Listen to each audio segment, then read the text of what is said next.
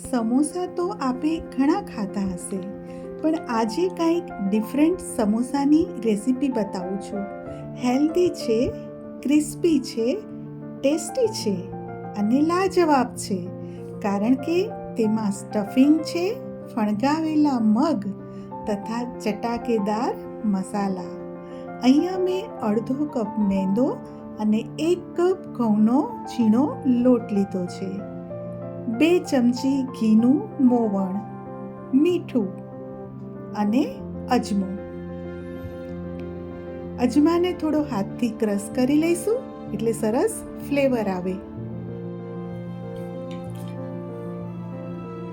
અને હવે અડધા લીંબુનો રસ, કે જે આપણા સમોસા કે કચોરી પર નાની નાની પરપોટીઓ થાય છે એ ન થાય અને આપણા સમોસા ખસ્તા બને. બધું સરસ મિક્સ કરી લીધું છે.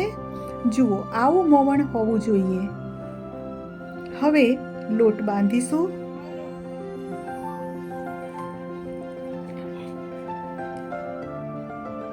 આપણે એકદમ કઠણ ભાખરી જેવો લોટ નથી બાંધવાનો, પણ સેમી સોફ્ટ કે ઇઝીલી રોટલી વણી શકીએ એવો આપણે લોટ બાંધવાનો છે.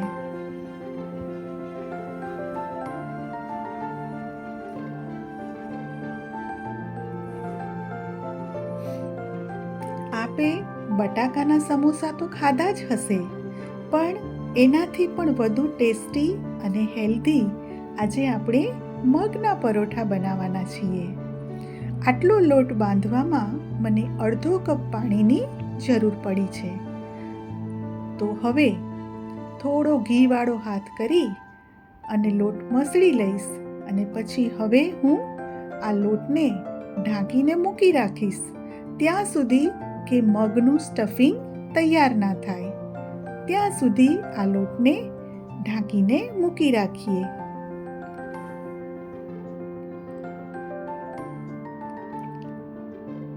હવે અહીંયા હું ફણગાવેલા મગ, 1.5 કપ ફણગાવેલા મગ લઈશ. હું તો આ રીતે ફ્રીઝમાં ફણગાવેલા કઠોળ રાખું જ છું. આપ પણ રાખતા જ હશો, કારણ કે હેલ્ધી રેસિપીસ બનાવવા માટે આ બધું તો આપણે સ્ટોકમાં રાખવું જ પડે. તો 1.5 કપ ફણગાવેલા મગ.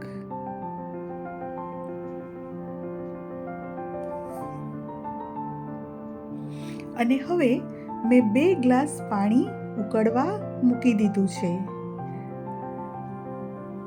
અને હવે એમાં મીઠું 1 ચમચી અને ચપટી હળદર, કારણ કે મગનો જે કલર છે એ જળવાઈ રહે એના માટે ચપટી હળદર નાખવાની.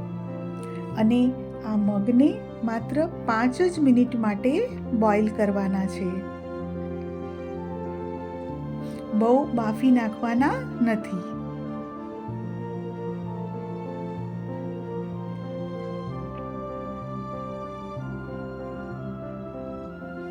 આ રીતે એની ઉપર ફીણ આવે એટલે ગેસ ઓફ કરી દીધો મેં.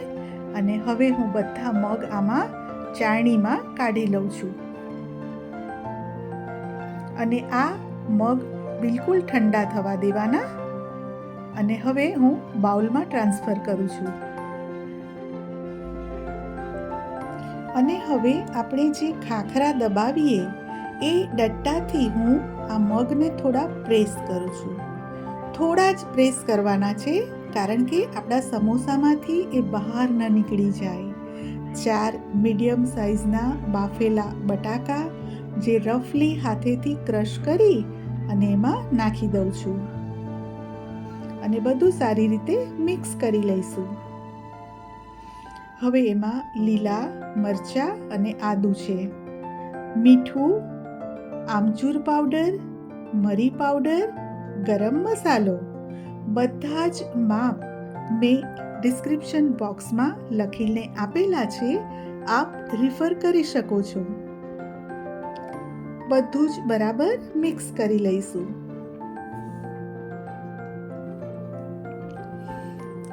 આ હેલ્ધી સમોસા આપ આપના બાળકોને જરૂરથી ખવડાવશો, નાસ્તામાં આપશો ગરમા ગરમ, બાળકો ખુશ થઈ જશે. લીલા ધાણા નાખી દીધા ફાઇનલી, અને ફરીથી મિક્સ કરી લઈશું.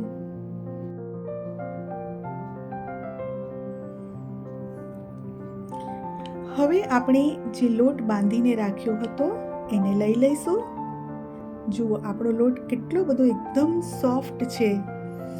ને હવે એમાંથી આપણે રોટલીની સાઈઝનું જ એક ગુલ્લું લેવાનું છે, એનાથી મોટું નહીં.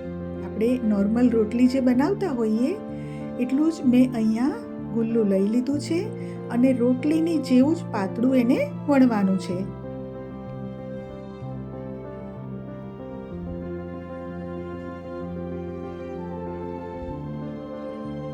જુઓ, એકદમ પાતળી રોટલી મેં વણી લીધી છે.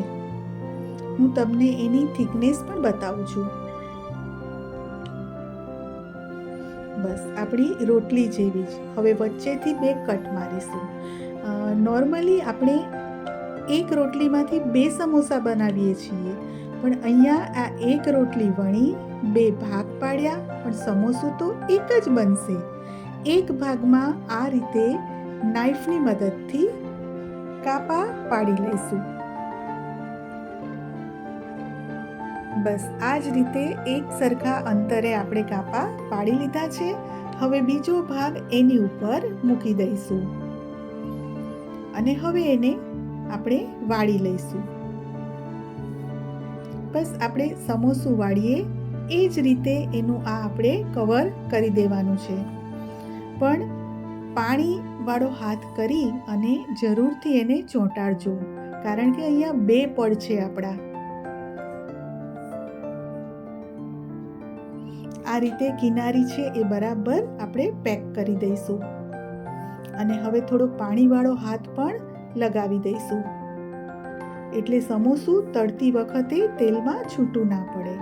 હવે અહીંયા 2 પડ છે એક જ રોટલીના, એટલે આપણે ટેસ્ટ સમોસાનો આવવો જોઈએ તો મસાલો ખૂબ જ ભરવાનો છે. એમાં સમાય એટલો મસાલો ઠાંસીને ભરી દેવો, એટલે આપણને સમોસામાં જે માવો છે ફણગાવેલા મગનો, એનો સરસ ટેસ્ટ આવે. તો જુઓ, એક સમોસું આપણું રેડી છે. હું આપને બીજું પણ બતાવી દઉં. એક રોટલીના 2 ભાગ, એક ભાગમાં એક સરખા અંતરે કાપા પાડવાના આ રીતે, અને જે પ્લેન ભાગ છે એ આની ઉપર મૂકી દેવાનો. હવે એને સમોસાની જેમ વાળી લેવાનું, પણ એને ચોંટાડવા માટે પાણીનો ઉપયોગ અવશ્ય કરજો. એટલે તેલમાં જો એક સમોસું પણ છૂટું પડી જશે તો આપણું બધું જ તેલ બગડશે. એટલે આપણે પાણીવાળો હાથ કરીને પણ એને બરાબર સ્ટીક કરી દઈશું.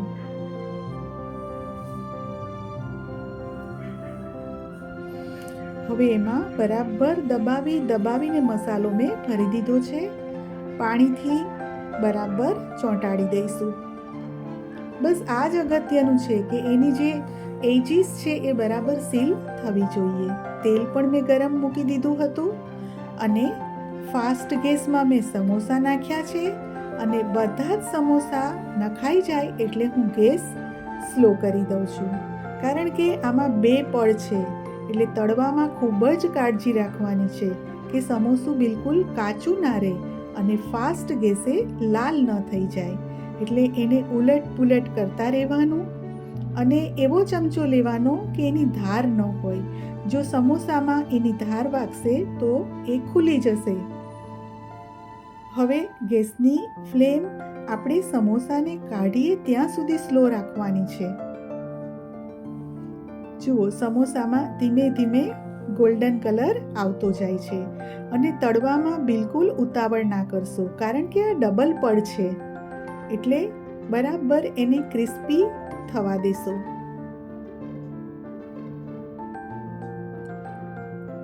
અને આવી જ કંઈક આપણે વેરાયટી બનાવીશું તો બાળકો છે એ હેલ્ધી પણ ખાવાનું હોંશે પસંદ કરશે. જુઓ, આપણા સમોસા રેડી થઈ રહ્યા છે, અને હવે હું આ સમોસાને કાઢી લઈશ 1 જ મિનિટમાં. આ એક ખાંડ તરાતા મને 6 મિનિટ લાગી છે સ્લો ગેસ ઉપર. જોઈને જ ખાવાનું મન થઈ જાય એવા આ હેલ્ધી, ક્રિસ્પી અને ટેસ્ટી સમોસા આપને કેવા લાગ્યા મને કોમેન્ટ કરીને જરૂરથી જણાવશો. અને આપને જો મારી આવી હેલ્ધી રેસિપીઝ પસંદ હોય તો મારી ચેનલને સબસ્ક્રાઈબ કરશો, બાજુમાં આપેલ બેલ બટન દબાવશો જેથી આપને મારા નવા વિડીયોના નોટિફિકેશન્સ મળતા રહે. Thanks for watching friends.